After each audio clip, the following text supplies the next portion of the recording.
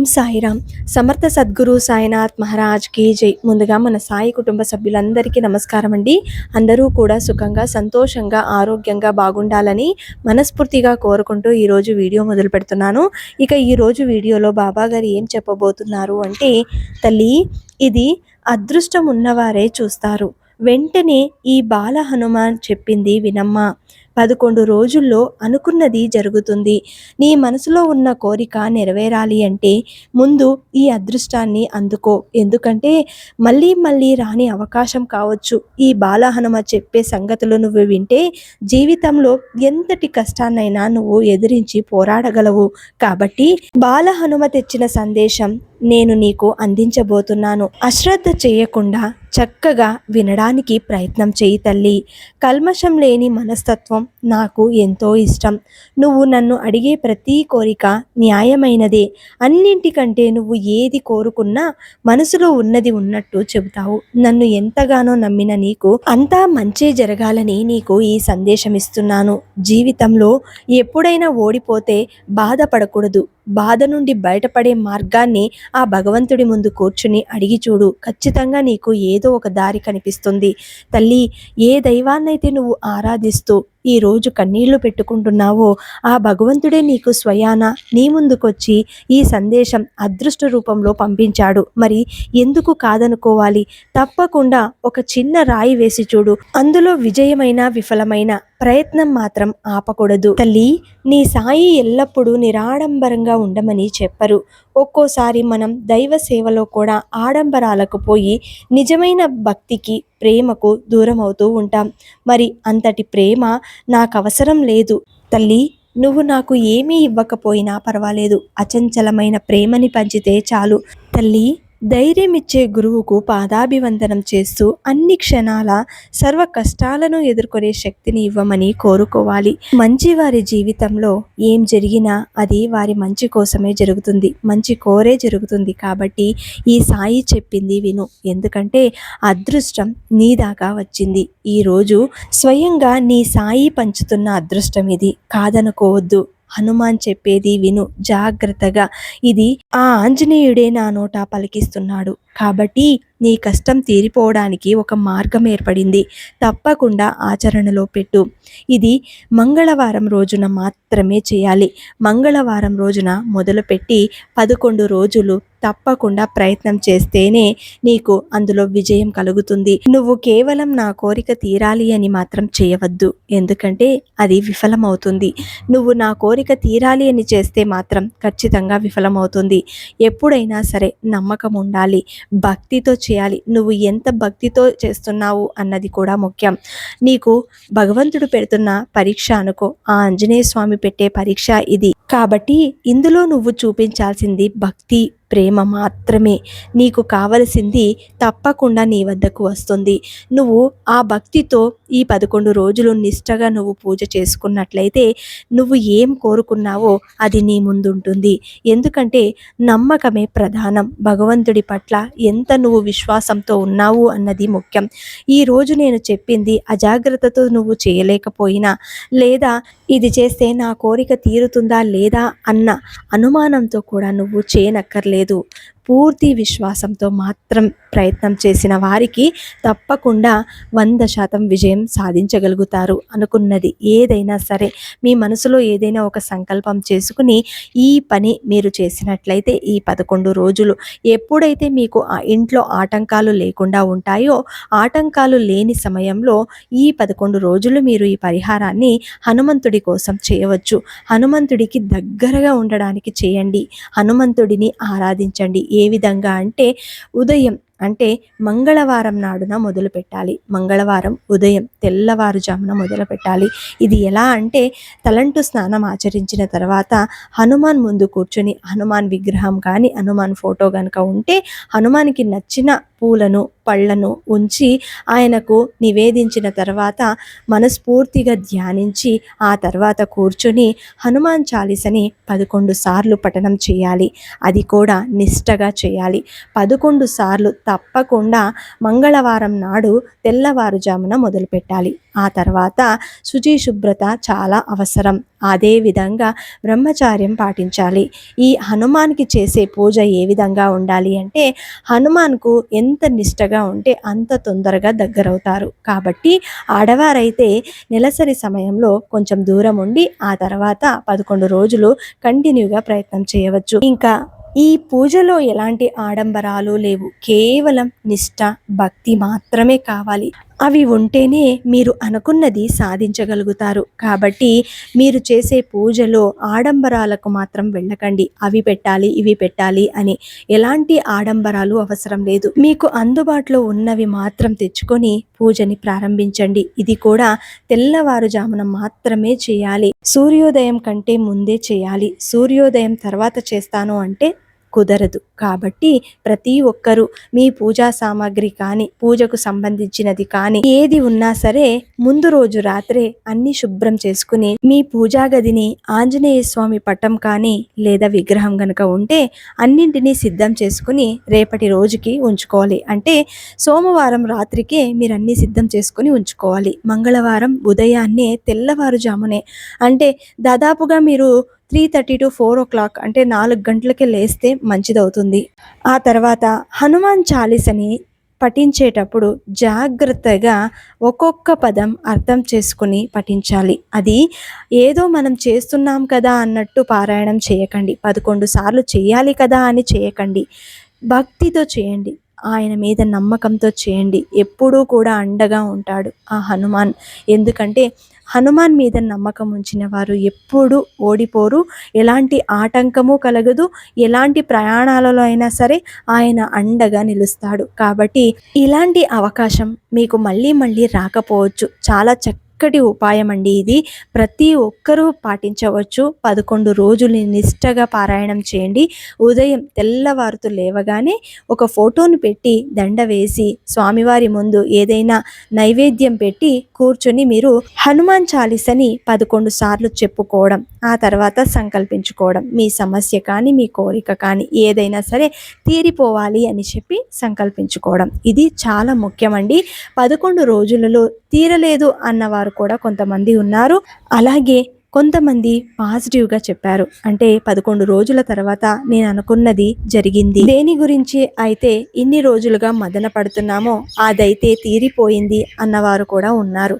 కాకపోతే మీరు ఆరాధించే భక్తి, విశ్వాసాన్ని బట్టి, అలాగే మీరు ఏ విధంగా ప్రవర్తిస్తున్నారు అన్నది కూడా చాలా ముఖ్యం. అందరితోనూ కలిసిమెలిసి ఉండాలి, ప్రేమగా ఉండాలి, ఎవరిని ద్వేషించకూడదు. మీరు అన్న మాటలతో ఒకరికి నొచ్చుకోకూడదు. మీరు ఎప్పుడూ కూడా ఆనందంగా ఉండాలి. ఒకరిని బాధ పెట్టే విధంగా ప్రవర్తించకూడదు. అప్పుడు మీ జీవితంలో అనుకున్నది సాధించగలుగుతారు. ఈ 11 రోజులు కూడా చాలా మంచిగా మీరు ఉండాలి. ఇప్పుడే కాదు, ఎప్పుడూ కూడా అలాగే ఉండడానికి ప్రయత్నం చేయాలి.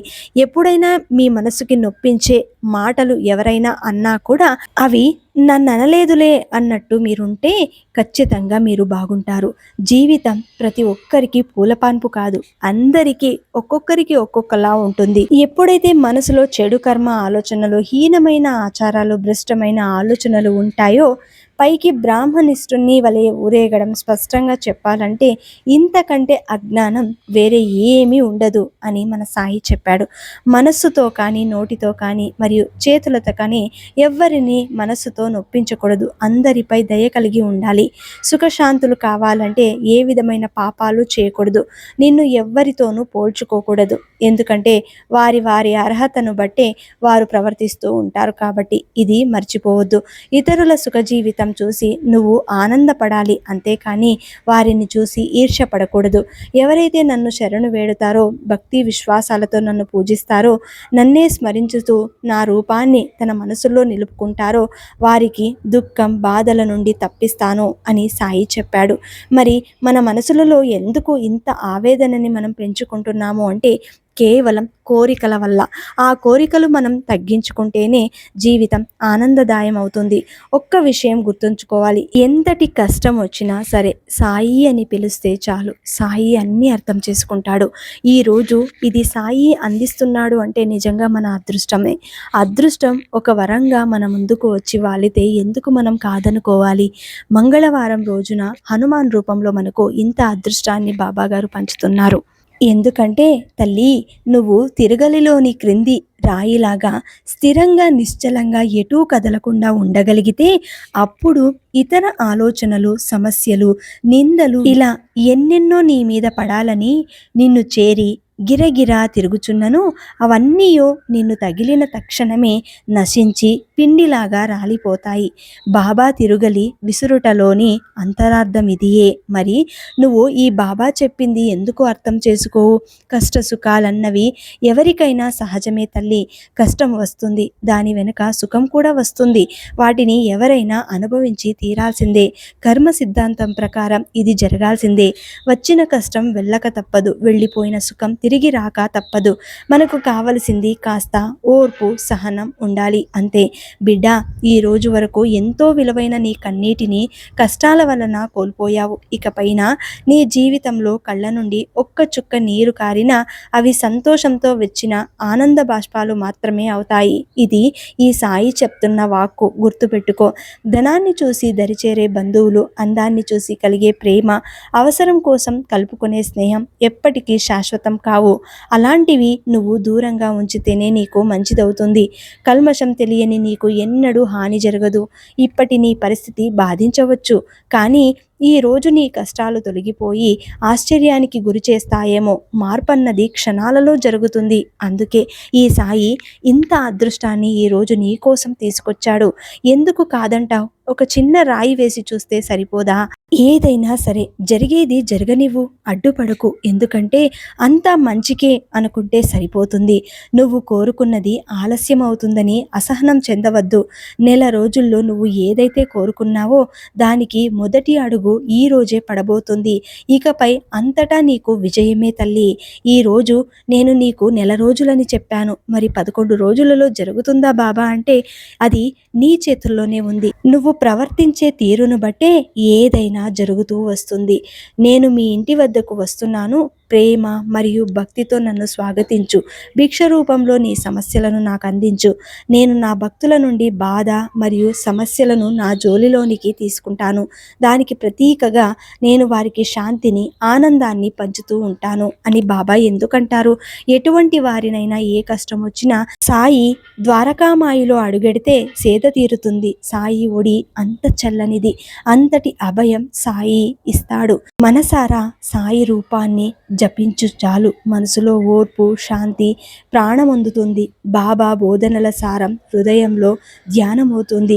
మనలోని అహంకారం తొలగినప్పుడు, పాపాలు నశించినప్పుడు సాయి మన మనసులో కనిపిస్తాడు. సాయిని చూస్తూ ధ్యానిస్తుంటే ఇహపరాలను మరిచిన భావన, అత్యంత అద్భుతమైన భావన, సాయి రూపంలో అదే వరం నా జీవితానికి అన్న భావన నీలో కలుగుతుంది. ఆడంబరాలు లేని అతి సామాన్యుడు, తన భక్తులకు అమోఘమైన సంపద సాయినాథుడు. తల్లి, జ్ఞానులు తన శరీరంతో చేసే పనులు వారి పూర్వకర్మానుసారం జరుగుతాయి. వారికి ప్రారబ్ధ కర్మల భారం, బాధలు ఉండవు. జరిగే పనులకు తాము కారణమని వారు అనుకోరు. అదే జీవితం. ధనం, శరీరం అశాశ్వతాలని గుర్తుంచుకోవాలి. సుఖపేక్ష విడిచి నీ ధర్మంలో నువ్వు నిలిస్తే, దైవాన్ని స్మరిస్తూ అహాన్ని చంపుకుంటే నీకు ఆ భగవంతుడు ఎప్పుడూ తోడుగా ఉంటాడు. తిరస్కరణలతో నిరుత్సాహపడకు. ఎవరైనా విసిరివేస్తే దేవుడు నిన్ను పైకి లేపుతున్నాడు అని అర్థం చేసుకో. జీవితం ఒక తరం పాటే ఉంటుంది, కానీ మంచి పేరు చిరకాలం నిలిచిపోతుంది తల్లి. ఆకలితో ఉన్నప్పుడు దొరకని అన్నం, అలసిపోయినప్పుడు దొరకని నీడ, దుఃఖంలో రాని బంధాలు, కష్టంలో తోడుండని స్నేహాలు, చనిపోయిన తర్వాత చూపే ప్రేమలు ఎప్పటికీ నీకు వ్యర్థమే అవుతాయి. ఎవ్వరికి ఎప్పుడు భయపడకు. అందరితో ప్రేమగా, గౌరవంగా ఉండు. ఆలస్యమైనా సరే ఎప్పటికైనా మంచి మాత్రమే గెలుస్తుంది, నిజం మాత్రమే నిలబడుతుంది. నువ్వు ఏది ఎంచుకుంటే అదే నీ జీవితం అవుతుంది.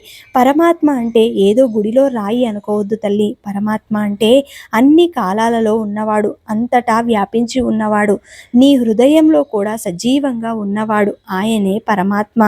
ఆలోచన ప్రతిసారి మారుతుంది తల్లి, కానీ అవకాశం మాత్రం ఒకేసారి వస్తుంది. అది నువ్వు వినియోగించుకోవాలి. నువ్వెక్కడున్నా ఏం చేస్తున్నా నీ చర్యలన్నీ ఎప్పుడు నాకు తెలుస్తూనే ఉంటాయని సదా గుర్తుపెట్టుకో. నేను సర్వాంతర్యామిగా అందరి హృదయాలలో ఉండేవాడిని. నా యందు శ్రద్ధ ఉన్నవారికి ఏ కష్టాలు ఉండవు. నా దర్శన ప్రవేశానికి ద్వారం అవసరం లేదమ్మా. నాకు ఆకారమే లేదు, రూపమంటూ లేదు. నేను ఎల్లప్పుడూ నీడలా ఉంటాను. నాపై భారం వేసి నన్ను నిరంతరం ధ్యానిస్తూ నాలో లీనమైన వారి శరీర వ్యాపారాలన్నీ సూత్రధారినై నేనే నడిపిస్తాను. తల్లి, మనసు అనే అద్దంపై ఆవరించి ఉన్న కామ, క్రోధ, లోభ, మోహ, మద, మాత్సర్యం అనే పొరలు శుభ్రం చేస్తే అద్దంలో అందంగా దేవుడి ప్రతిబింబం కనిపిస్తుంది. దేవుడిని నమ్మేవాళ్ళు, నమ్మని వాళ్ళు, ఇలా ప్రతి ఒక్క జీవిలోనూ దేవుడు ఉంటాడు అని తెలుసుకోవాలి. నేను అడిగే 2 రూపాయలు కేవలం దక్షిణ నువ్వు అనుకుంటున్నట్టు ఈ రూపాయలు కాదు తల్లి. ఒకటి నిష్ఠ అంటే అనన్యమైన నమ్మకం, రెండవది సబూరి సంతోషంతో కూడిన వరమి కావాలి. తల్లి, అంటరానితనం ఎందుకు? మనుషులలో అడ్డుగోడలెందుకు? ఒకే రక్తం ఉన్న మనలో కులమత భేదాలు ఎందుకు చూస్తావు? అందరిలోనూ నన్ను చూడు తల్లి. నీ ఆనందం నా ఖజానాలో ఉంది. నా ఖజానా 100% ఆనందాన్ని ఇస్తుంది. మదిలో తలచెదను, ఎదలో చూచెదను, పాదములు మొక్కెదను, నిరంతరం సేవింతు అని నువ్వు నన్నెప్పుడు నిరంతరం అంటిపెట్టుకో. దేవుని పట్ల విశ్వాసం ఉంచాలి. ఎట్టి పరిస్థితుల్లో నమ్మకాన్ని, ధైర్యాన్ని పోగొట్టుకోకూడదు. తోటి వారిలో ఉన్న మంచిని మాత్రమే నువ్వు గుర్తించు. వారిలో ఉన్న చెడుని నువ్వేమీ చూడకు. అది భగవంతుడు చూసుకుంటాడు. సాయి ఎప్పుడూ కూడా నీ తోడుగానే ఉంటాడు. నువ్వు ఏదైతే కోరుకుంటున్నావో అది వెంటనే తీరాలి అని నీకు ఈ సందేశం ఇచ్చాను. ఈ సందేశం ద్వారా నీకు అదృష్టం పట్టబోతుంది. తల్లి, జీవితంలో ఏదైనా సాధించాలి అంటే నీలో ఉన్న ఓర్పు, సహనం, విశ్వాసంతో కూడిన భక్తి, అనంతమైన ప్రేమని చూపిస్తే ఆ భగవంతుడు ఎప్పుడు నీతోనే ఉంటాడు అని చెప్పి బాబాగారు ఈరోజు ఒక గొప్ప సందేశాన్ని అందించారండి. ప్రతి ఒక్కరూ కూడా ఈ సందేశం నచ్చిన వాళ్ళు శ్రద్ధ సబూరి అని కమెంట్ చేయండి. అలాగే ఈ వీడియోని అందరికీ అందేలాగా షేర్ చేయండి, లైక్ చేయండి. మళ్ళీ ఇంకొక మంచి వీడియోతోటి మీ ముందుంటాను. అంతవరకు సెలవు. సర్వే జన సుఖినో భవంతు. సర్వం శ్రీ సాయినాథార్పణమస్తు.